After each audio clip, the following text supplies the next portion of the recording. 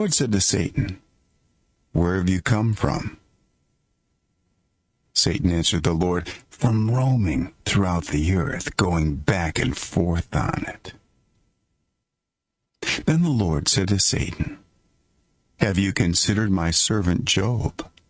There is no one on earth like him. He is blameless and upright, a man who fears God and shuns evil." "Does Job fear God for nothing?" Satan replied. "Have you not put a hedge around him and his household and everything he has? You have blessed the work of his hands so that his flocks and herds are spread throughout the land. But now stretch out your hand and strike everything he has, and he will surely curse you to your face." The Lord said to Satan, "Very well then, everything he has is in your power. But on the man himself do not lay a finger." Then Satan went out from the presence of the Lord. One day, when Job's sons and daughters were feasting and drinking wine at the oldest brother's house, a messenger came to Job and said, "The oxen were plowing, and the donkeys were grazing nearby, and the Sabaeans attacked and made off with them. They put the servants to the sword, and I am the only one who has escaped to tell you."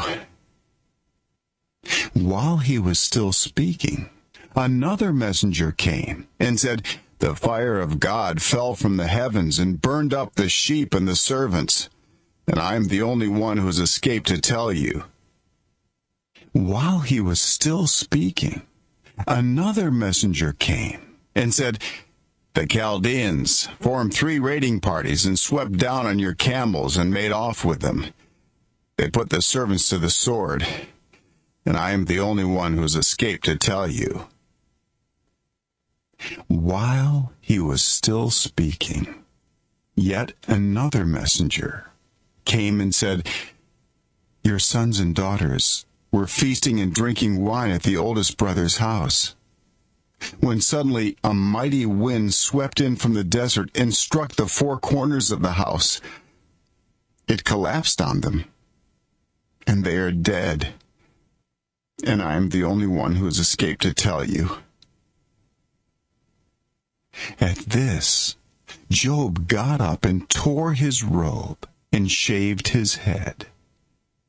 Then he fell to the ground in worship and said, "Naked I came from my mother's womb, and naked I will depart.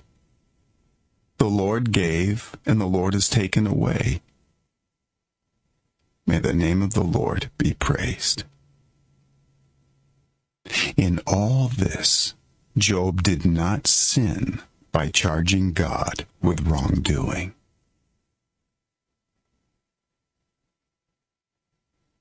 Chapter 2.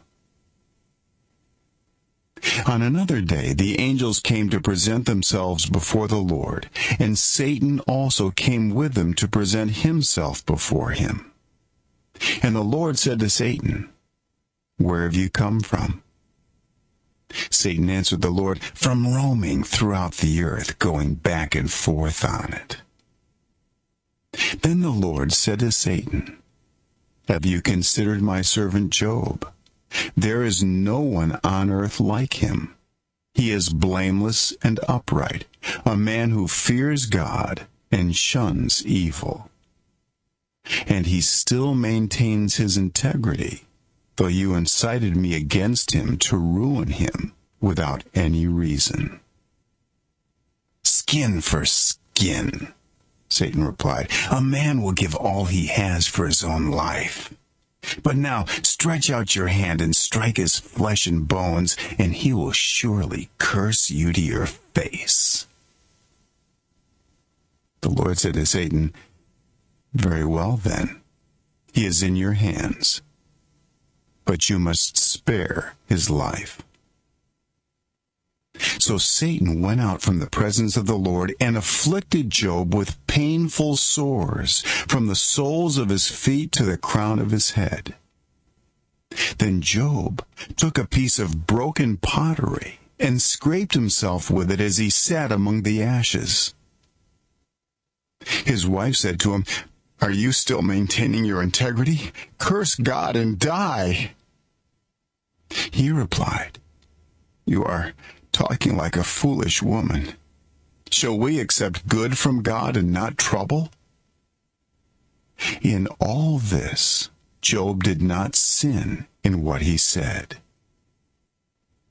When Job's 3 friends, Eliphaz the Temanite, Bildad the Shuhite, and Zophar the Naamathite, heard about all the troubles that had come upon him, they set out from their homes and met together by agreement to go and sympathize with him and comfort him.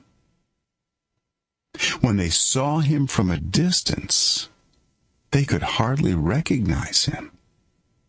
They began to weep aloud, and they tore their robes and sprinkled dust on their heads. Then they sat on the ground with him for 7 days and 7 nights.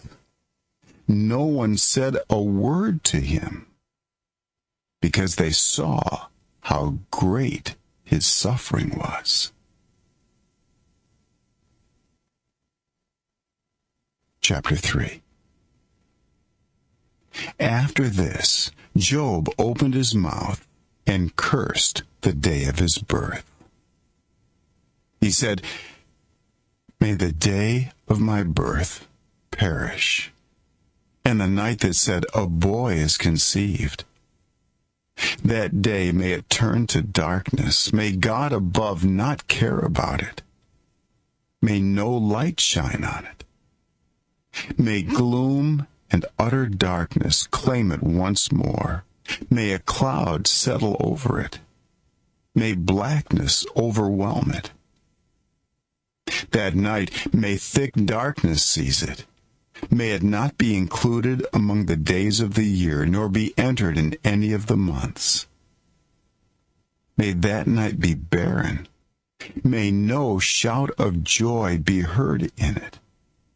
May those who curse days curse that day, those who are ready to rouse Leviathan.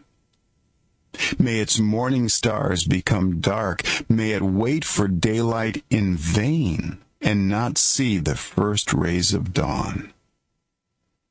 For it did not shut the doors of the womb on me, to hide trouble from my eyes.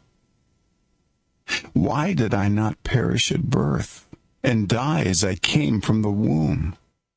Why were there knees to receive me and breasts that I might be nursed? For now I would be lying down in peace. I would be asleep and at rest with kings and rulers of the earth, who built for themselves places now lying in ruins, with princes who had gold, who filled their houses with silver.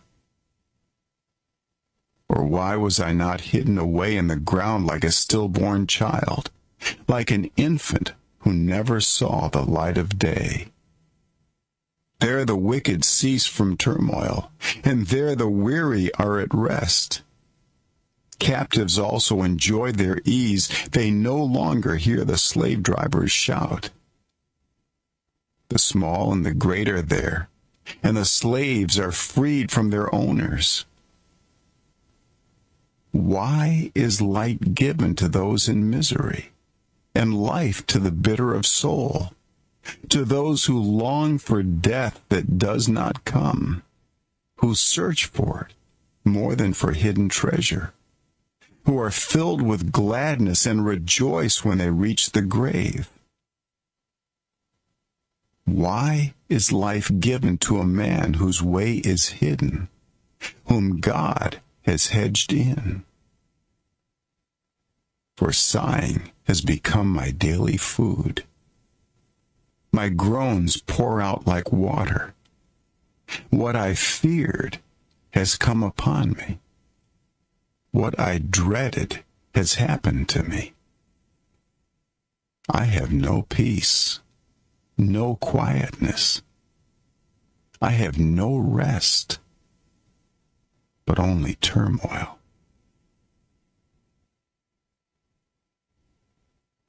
Chapter 4. Then Eliphaz the Temanite replied, "If someone ventures a word with you, will you be impatient? But who can keep from speaking? Think how you have instructed many, how you have strengthened feeble hands. Your words have supported those who stumbled. You have strengthened faltering knees. But now trouble comes to you, and you are discouraged. It strikes you, and you are dismayed. Should not your piety be your confidence, and your blameless ways your hope? Consider now, who, being innocent, has ever perished? Where were the upright ever destroyed? As I have observed, those who plow evil and those who sow trouble reap it. At the breath of God they perish. At the blast of his anger they are no more. The lions may roar and growl, yet the teeth of the great lions are broken. The lion perishes for lack of prey, and the cubs of the lioness are scattered. A word was secretly brought to me. My ears caught a whisper of it. Amid disquieting dreams in the night, when deep sleep falls on people, fear and trembling seized me and made all my bones shake. A spirit glided past my face, and the hair in my body stood on end. It stopped, but I could not tell what it was. A form stood before my eyes, and I heard a hushed voice. Can a mortal be more righteous than God? Can even a strong man be more pure than his Maker? If God places no trust in his servants, if he charges his angels with error, how much more those who live in houses of clay, whose foundations are in the dust, who are crushed more readily than a moth. Between dawn and dusk, they are broken to pieces. Unnoticed, they perish forever.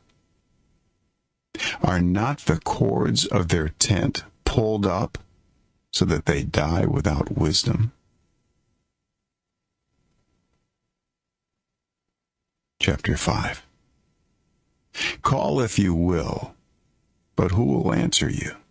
To which of the holy ones will you turn? Resentment kills a fool, and envy slays the simple. I myself have seen a fool taking root, but suddenly his house was cursed. His children are far from safety, crushed in court without a defender. The hungry consume his harvest, taking it even from among thorns, and the thirsty pant after his wealth. For hardship does not spring from the soil, nor does trouble sprout from the ground. Yet man is born to trouble as surely as sparks fly upward.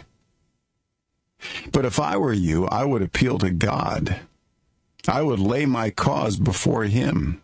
He performs wonders that cannot be fathomed, miracles that cannot be counted. He provides rain for the earth. He sends water on the countryside. The lowly he sets on high, and those who mourn are lifted to safety. He thwarts the plans of the crafty, so that their hands achieve no success. He catches the wise in their craftiness, and the schemes of the wily are swept away. Darkness comes upon them in the daytime. At noon they grope as in the night. He saves the needy from the sword in their mouth. He saves them from the clutches of the powerful. So the poor have hope, and injustice shuts its mouth. Blessed is the one whom God corrects. So do not despise the discipline of the Almighty. For he wounds, but he also binds up. He injures, but his hands also heal. From 6 calamities he will rescue you. In 7 no harm will touch you. In famine he will deliver you from death, and in battle from the stroke of the sword. You will be protected from the lash of the tongue, and need not fear when destruction comes. You will laugh at destruction and famine, and need not fear the wild animals. For you will have a covenant with the stones of the field, and the wild animals will be at peace with you. You will know that your tent is secure. You will take stock of your property and find nothing missing. You will know that your children will be many, and your descendants like the grass of the earth. You will come to the grave in full vigor, like sheaves gathered in season. We have examined this, and it is true. So hear it, and apply it to yourself.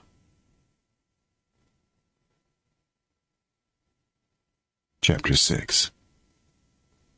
Then Job replied, "If only my anguish could be weighed and all my misery be placed on the scales, it would surely outweigh the sand of the seas. No wonder my words have been impetuous. The arrows of the Almighty are in me.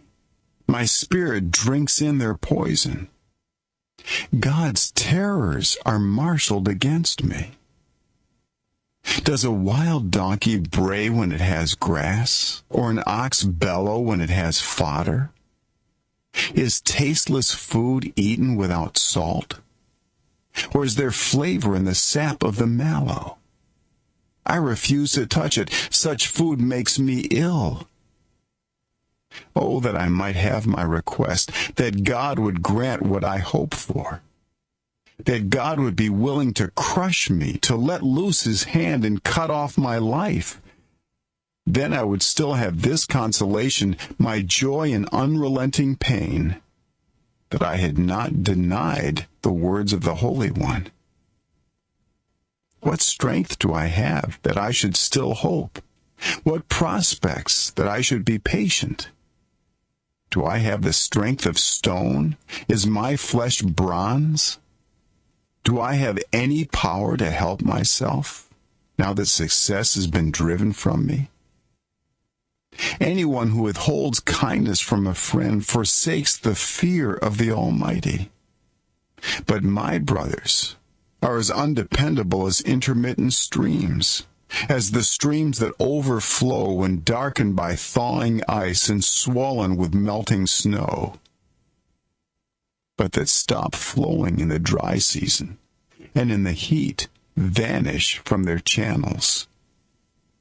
Caravans turn aside from their routes. They go off into the wasteland and perish. The caravans of Tema look for water. The traveling merchants of Sheba look in hope.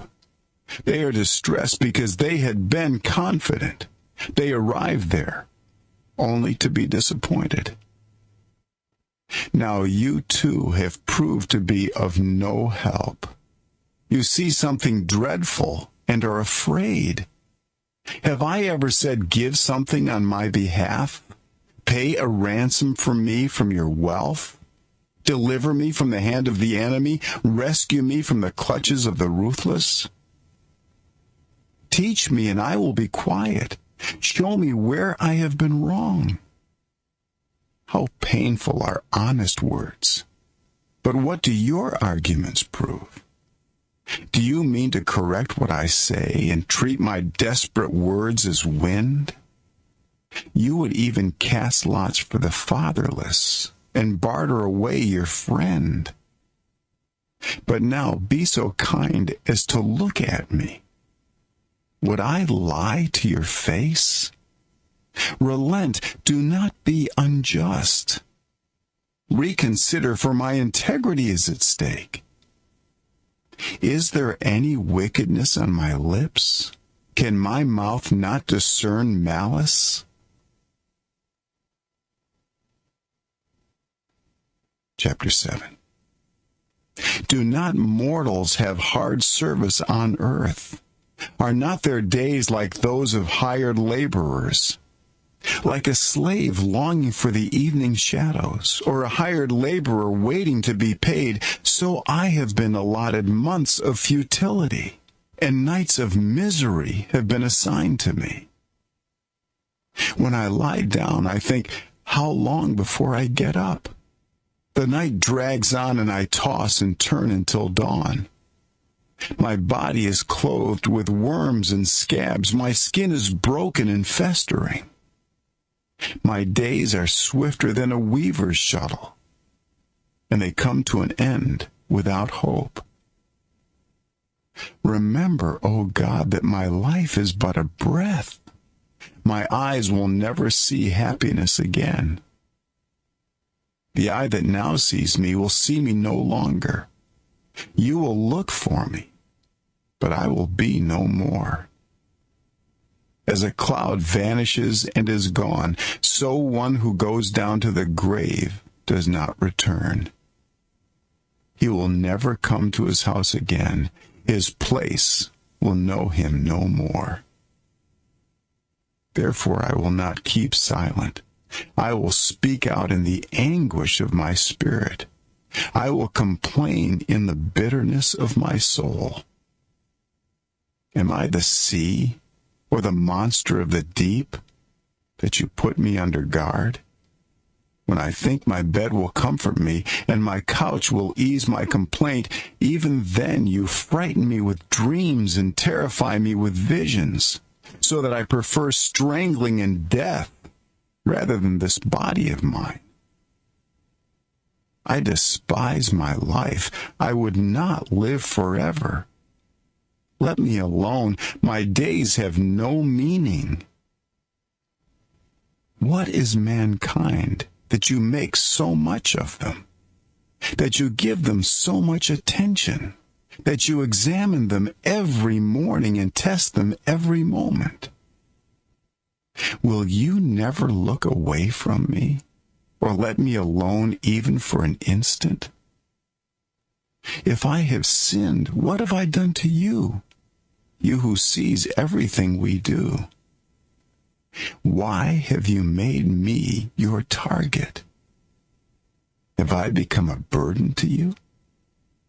Why do you not pardon my offenses and forgive my sins? For I will soon lie down in the dust. You will search for me, but I will be no more. Chapter 8. Then Bildad the Shuhite replied, How long will you say such things? Your words are a blustering wind. Does God pervert justice? Does the Almighty pervert what is right? When your children sinned against him, he gave them over to the penalty of their sin. But if you will seek God earnestly and plead with the Almighty, if you are pure and upright, even now he will rouse himself on your behalf and restore you to your prosperous state. Your beginnings will seem humble, so prosperous will your future be. Ask the former generation and find out what their ancestors learned. For we were born only yesterday and know nothing, and our days on earth are but a shadow. Will they not instruct you and tell you? Will they not bring forth words from their understanding? Can papyrus grow tall where there is no marsh? Can reeds thrive without water? While still growing and uncut, they wither more quickly than grass. Such is the destiny of all who forget God. So perishes the hope of the godless. What they trust in is fragile. What they rely on is a spider's web. They lean on the web, but it gives way. They cling to it, but it does not hold. They are like a well-watered plant in the sunshine, spreading its shoots over the garden. It entwines its roots around a pile of rocks and looks for a place among the stones. But when it is torn from its spot, That place disowns it and says, I never saw you. Surely its life withers away, and from the soil other plants grow. Surely God does not reject one who is blameless, or strengthen the hands of evildoers. He will yet fill your mouth with laughter and your lips with shouts of joy. Your enemies will be clothed in shame, and the tents of the wicked will be no more. Chapter 9. Then Job replied, Indeed, I know that this is true. But how can mere mortals prove their innocence before God? Though they wished to dispute with him, they could not answer him one time out of 1,000. His wisdom is profound. His power is vast. Who has resisted him and come out unscathed? He moves mountains without their knowing it, and overturns them in his anger. He shakes the earth from its place and makes its pillars tremble. He speaks to the sun, and it does not shine. He seals off the light of the stars. He alone stretches out the heavens and treads on the waves of the sea. He is the maker of the Bear and Orion, the Pleiades and the constellations of the south. He performs wonders that cannot be fathomed, miracles that cannot be counted.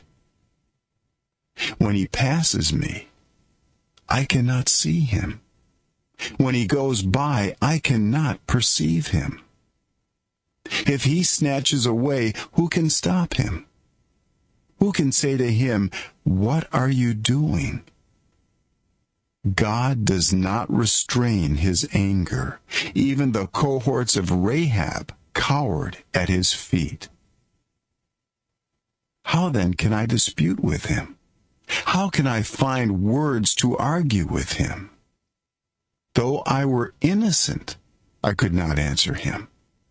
I could only plead with my judge for mercy. Even if I summoned him and he responded, I do not believe he would give me a hearing. He would crush me with a storm and multiply my wounds for no reason. He would not let me catch my breath, but would overwhelm me with misery. If it is a matter of strength, he is mighty. And if it is a matter of justice, who can challenge him? Even if I were innocent, my mouth would condemn me. If I were blameless, it would pronounce me guilty. Although I am blameless, I have no concern for myself. I despise my own life. It is all the same. That is why I say he destroys both the blameless and the wicked. When a scourge brings sudden death, he mocks the despair of the innocent. When a land falls into the hands of the wicked, he blindfolds its judges. If it is not he, then who is it?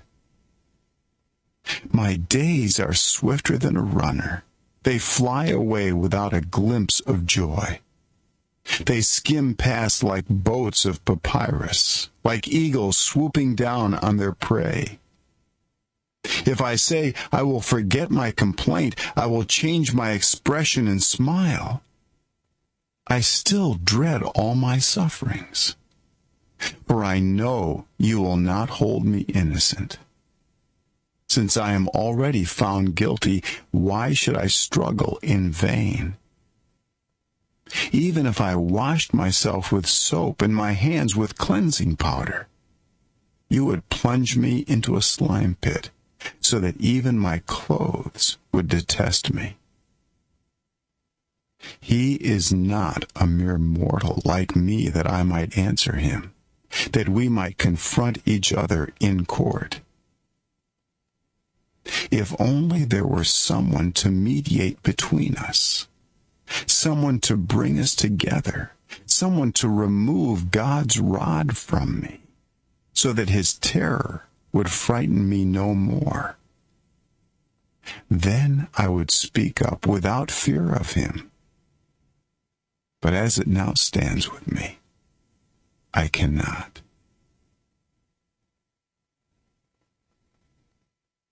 Chapter 10.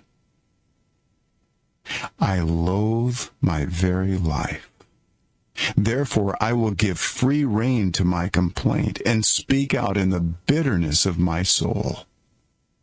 I say to God, do not declare me guilty, but tell me what charges you have against me.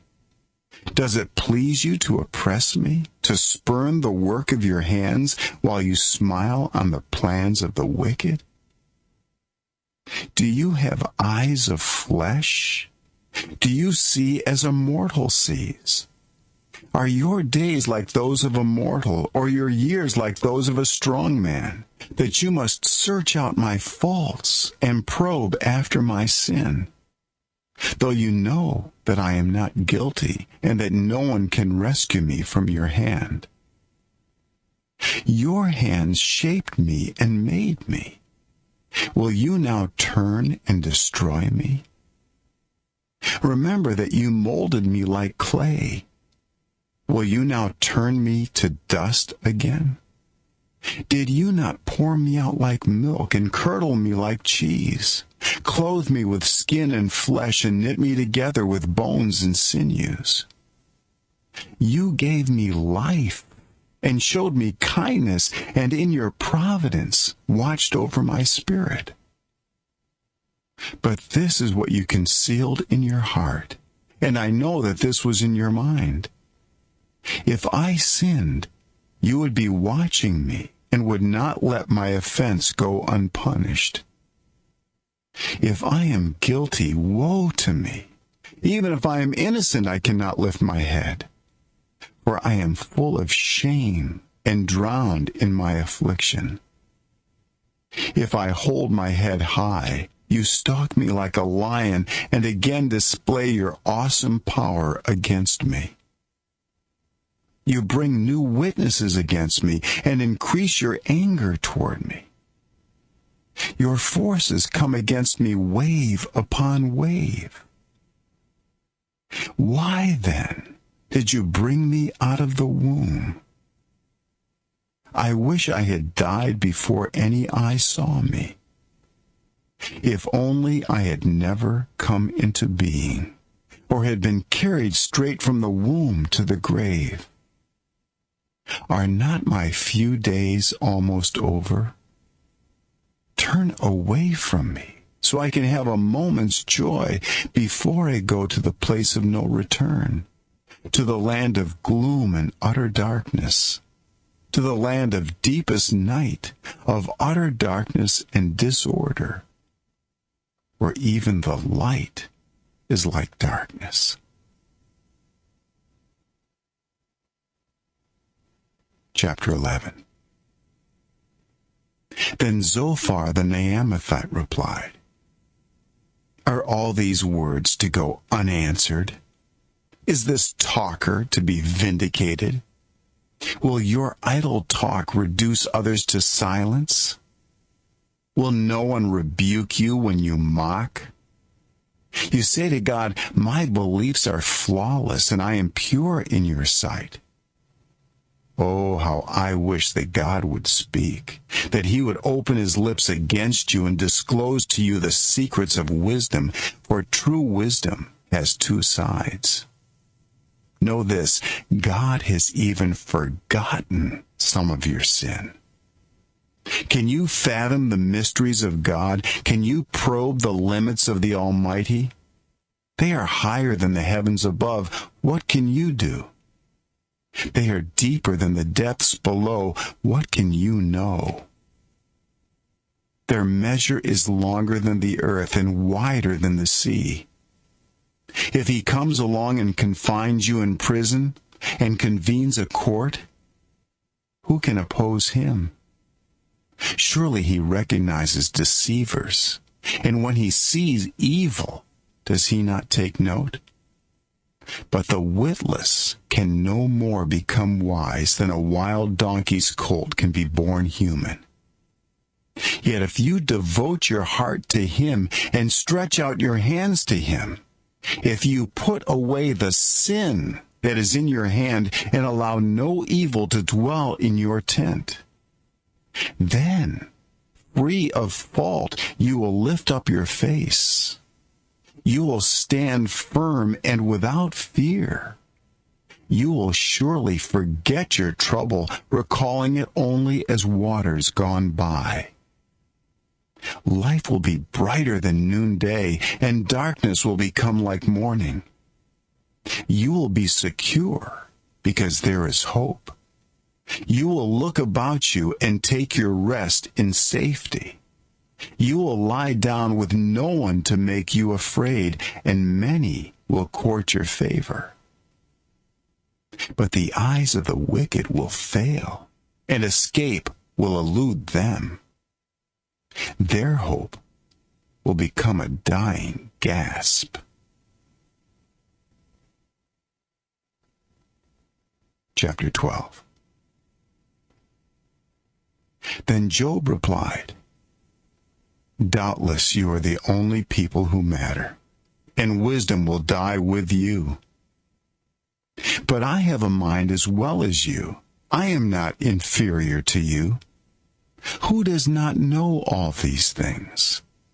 I have become a laughingstock to my friends, though I called on God and he answered. A mere laughingstock, though righteous and blameless. Those who are at ease have contempt for misfortune as the fate of those whose feet are slipping. The tents of marauders are undisturbed, and those who provoke God are secure, those God has in his hand. But ask the animals, and they will teach you, or the birds in the sky, and they will tell you. Or speak to the earth, and it will teach you, or let the fish in the sea inform you. Which of all these does not know that the hand of the Lord has done this? In his hand is the life of every creature and the breath of all mankind. Does not the ear test words as the tongue tastes food? Is not wisdom found among the aged? Does not long life bring understanding? To God belong wisdom and power. Counsel and understanding are his. What he tears down cannot be rebuilt. Those he imprisons cannot be released. If he holds back the waters, there is drought. If he lets them loose, they devastate the land. To him belong strength and insight. Both deceived and deceiver are his. He leads rulers away stripped and makes fools of judges. He takes off the shackles put on by kings and ties a loincloth around their waist. He leads priests away stripped and overthrows officials long established. He silences the lips of trusted advisers and takes away the discernment of elders. He pours contempt on nobles and disarms the mighty. He reveals the deep things of darkness and brings utter darkness into the light. He makes nations great and destroys them. He enlarges nations and disperses them. He deprives the leaders of the earth of their reason. He makes them wander in a trackless waste. They grope in darkness with no light. He makes them stagger like drunkards.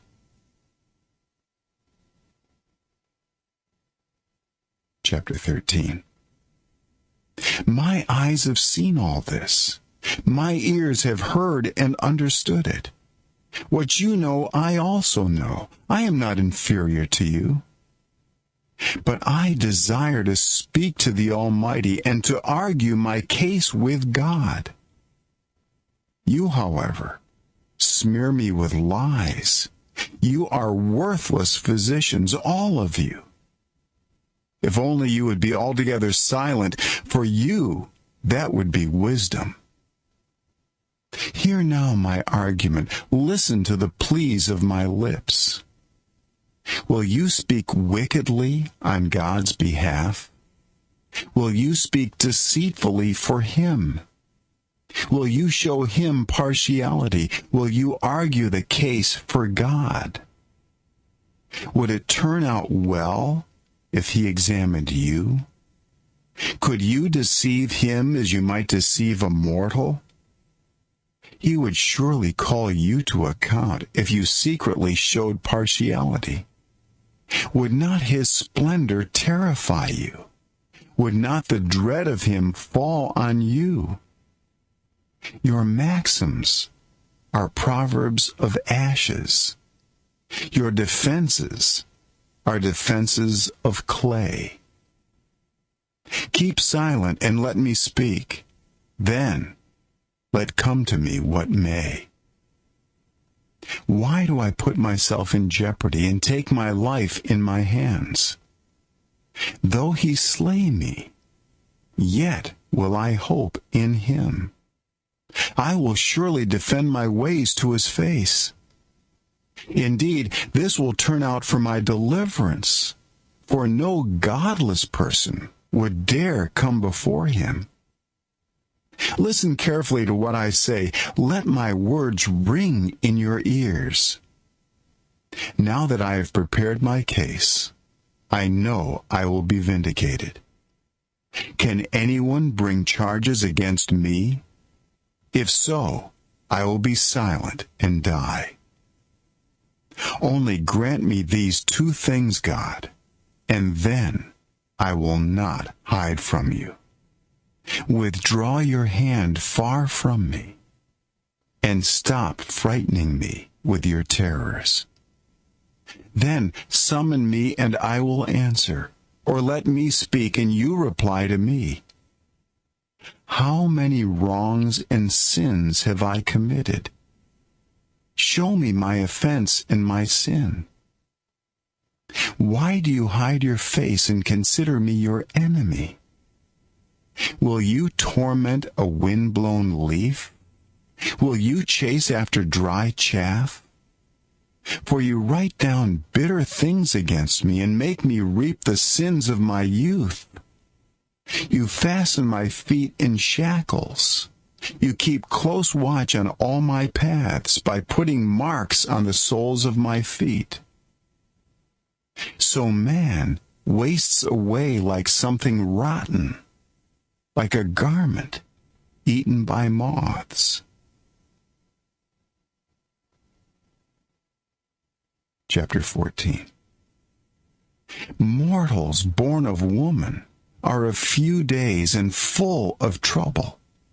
They spring up like flowers and wither away, like fleeting shadows. They do not endure. Do you fix your eye on them? Will you bring them before you for judgment? Who can bring what is pure from the impure? No one. A person's days are determined. You have decreed the number of his months, and have set limits he cannot exceed. So look away from him, and let him alone, till he is put in his time like a hired laborer. At least there is hope for a tree. If it is cut down, it will sprout again, and its new shoots will not fail. Its roots may grow old in the ground, and its stump die in the soil. Yet at the scent of water it will bud and put forth shoots like a plant. But a man dies and is laid low. He breathes his last and is no more. As the water of a lake dries up, or a riverbed becomes parched and dry, So he lies down and does not rise. Till the heavens are no more, people will not awake or be roused from their sleep. If only you would hide me in the grave and conceal me till your anger has passed. If only you would set me a time and then remember me. If someone dies, will they live again? All the days of my hard service I will wait for my renewal to come. You will call and I will answer you. You will long for the creature your hands have made. Surely then you will count my steps, but not keep track of my sin. My offenses will be sealed up in a bag. You will cover over my sin. But as a mountain erodes and crumbles, and as a rock is moved from its place, as water wears away stones and torrents wash away the soil, so you destroy a person's hope. You overpower them once for all, and they are gone. You change their countenance and send them away. If their children are honored, they do not know it. If their offspring are brought low, they do not see it.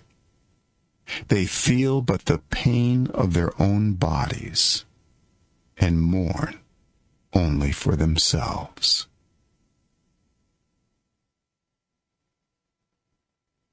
Chapter 15.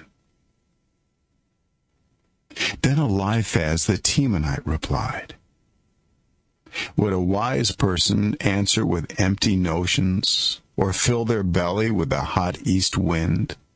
Would they argue with useless words, with speeches that have no value? But you even undermine piety and hinder devotion to God. Your sin prompts your mouth. You adopt the tongue of the crafty. Your own mouth condemns you, not mine. Your own lips testify against you. Are you the first man ever born? Were you brought forth before the hills? Do you listen in on God's counsel?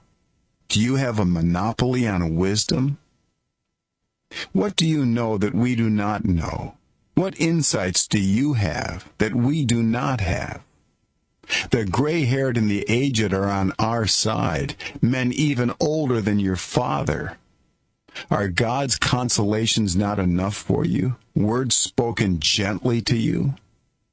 Why has your heart carried you away, and why do your eyes flash, so that you vent your rage against God and pour out such words from your mouth?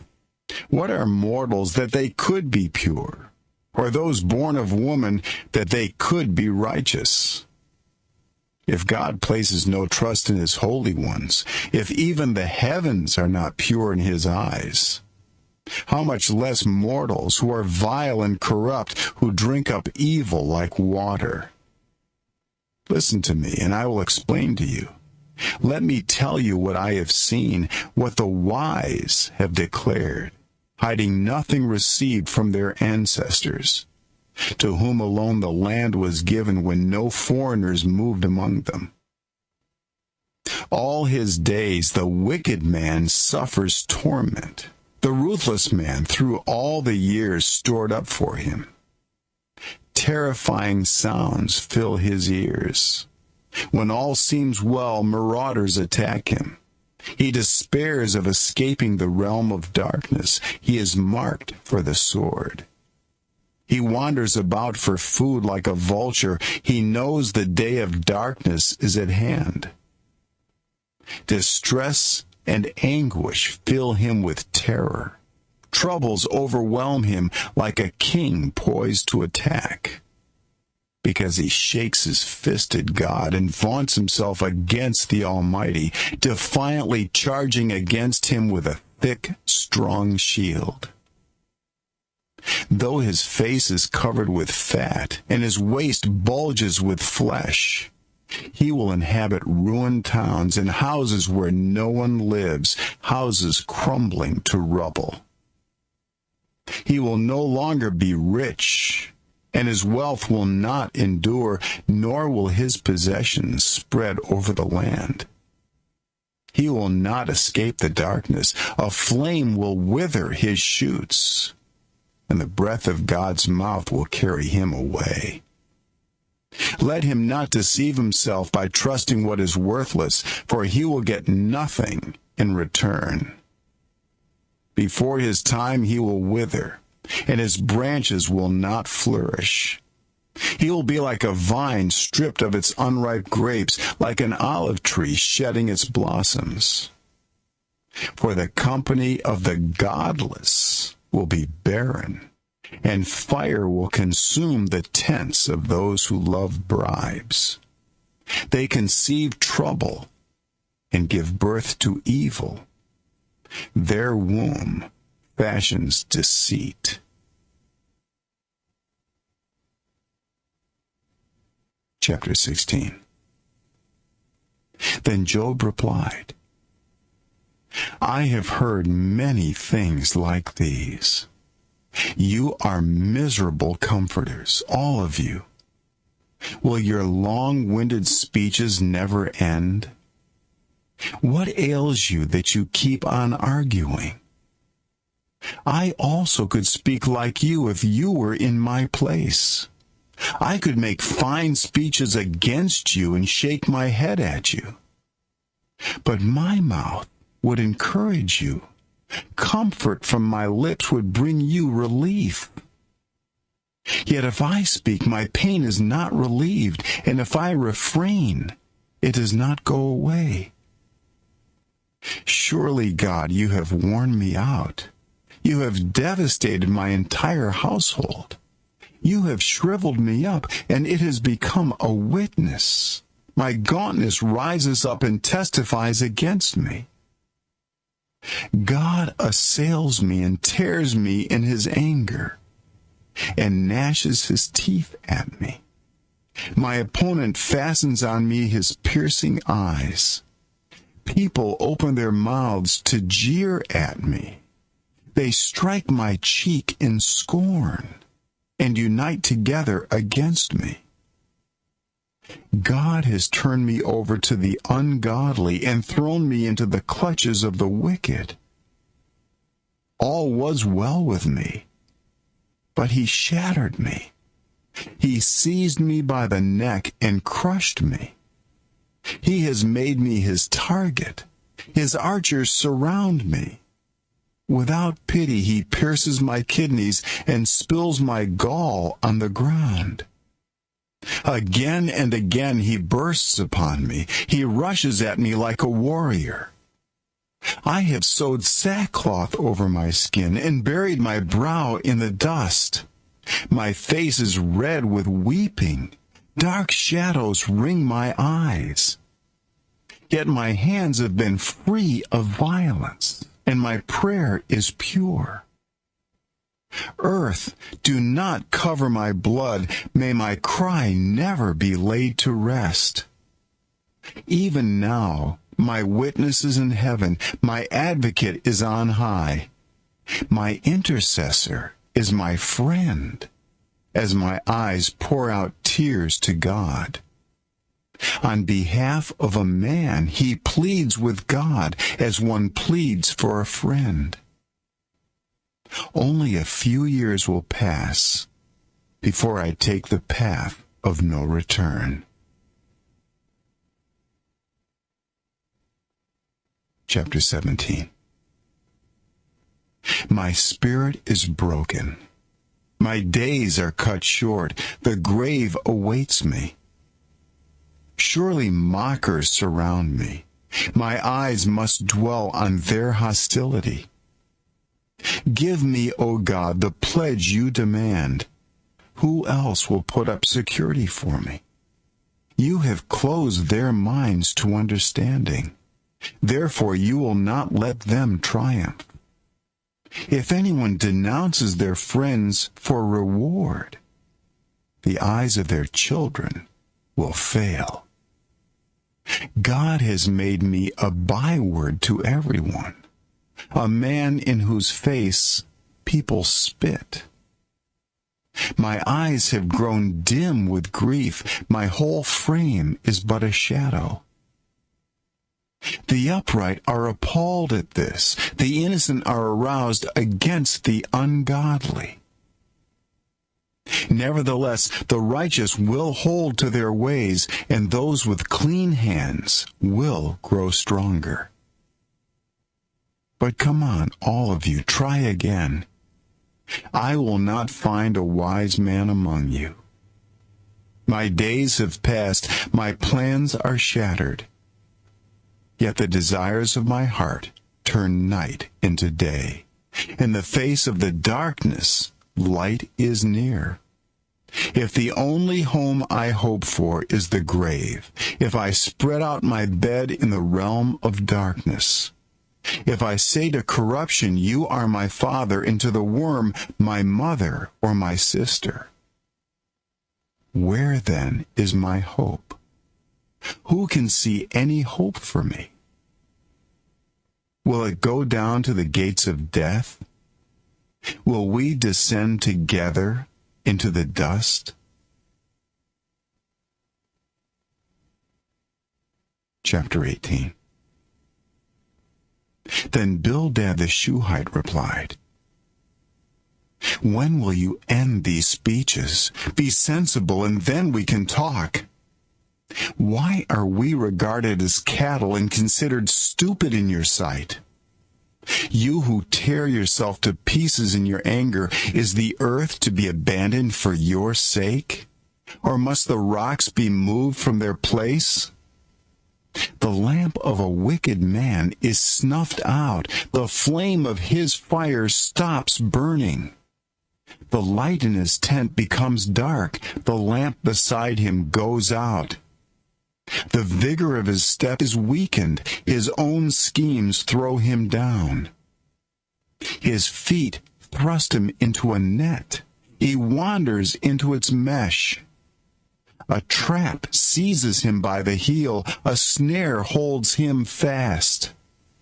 A noose is hidden for him on the ground. A trap lies in his path. Terrors startle him on every side and dog his every step.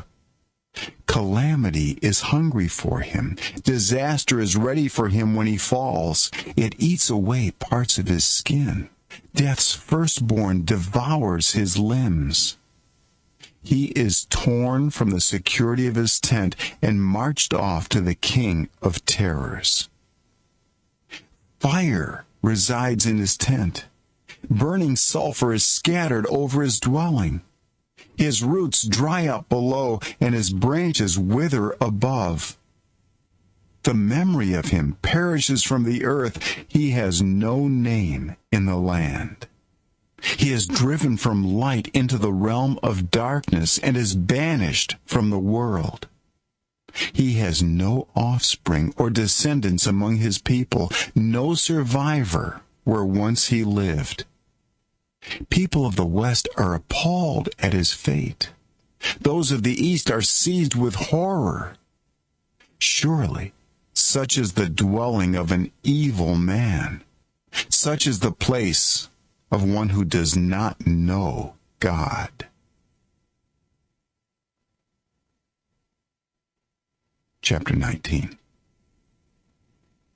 Then Job replied, how long will you torment me and crush me with words?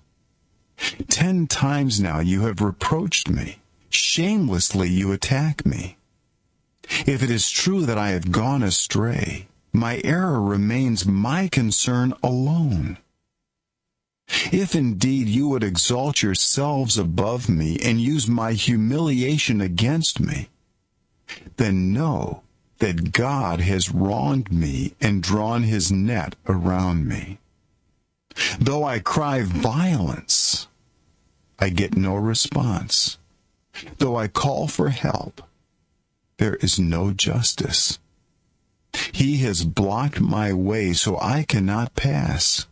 He has shrouded my paths in darkness. He has stripped me of my honor and removed the crown from my head. He tears me down on every side till I am gone. He uproots my hope like a tree.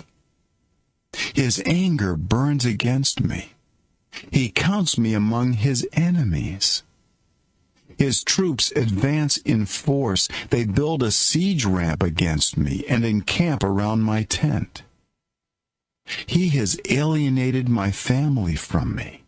My acquaintances are completely estranged from me. My relatives have gone away. My closest friends have forgotten me. My guests and my female servants count me a foreigner.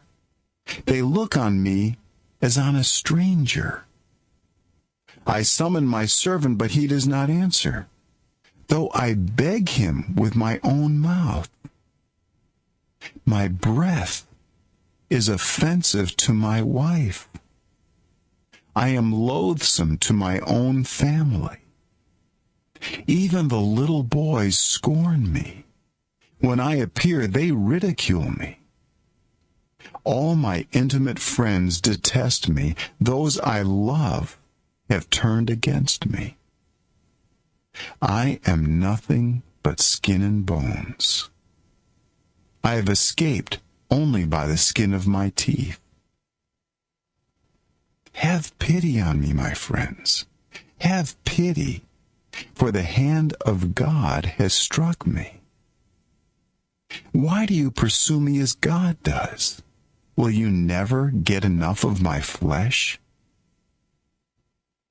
Oh, that my words were recorded, that they were written on a scroll, that they were inscribed with an iron tool on lead, or engraved in rock forever. I know that my Redeemer lives, and that in the end he will stand on the earth.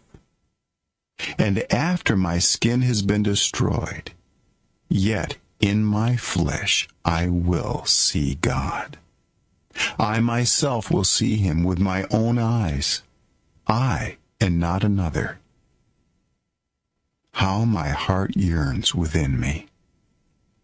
If you say, how we will hound him, since the root of the trouble lies in him, you should fear the sword yourselves. For wrath will bring punishment by the sword, and then you will know that there is judgment.